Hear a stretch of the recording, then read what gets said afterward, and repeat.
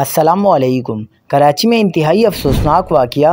Orangi town में बच्चों को स्कूल छोड़कर वापस आने वाले ताजिर को कत्ल कर दिया गया। सीसीटीवी फुटेज ने तहलका मचा दिया। क्या आप हालात हाज़रा से आगाही हासिल करना चाहते हैं? खबर के पीछे छुपे असल हक़ाइक़ जानना चाहते हैं? तो अभी सब्सक्राइब कीजिए ज़िलमिल पाकिस्तान को और साथ ही घंटी के निशान पर क्लिक कर दें। आपको बताते चलें कि कराची के इलाके औरंगी टाउन नंबर 13 में शादाब ग्राउंड के करीब फायरिंग के नतीजे में एक शख्स जाँ बहक हो गया।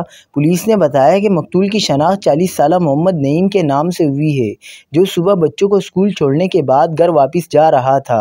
सीसीटीवी फुटेज में देखा जा सकता है कि वीरान सड़क पर दो मोटरसाइकिल सवार मुलजिमान मकतूल का ताक़ुब करते रहे और करीब आकर चलती मोटरसाइकिल पर फायरिंग कर दी। हुक्काम का कहना था कि मुलजिमान ने मकतूल को 4 गोलियां मारी, जिससे वो मौके पर ही जाँ बहक हो गया।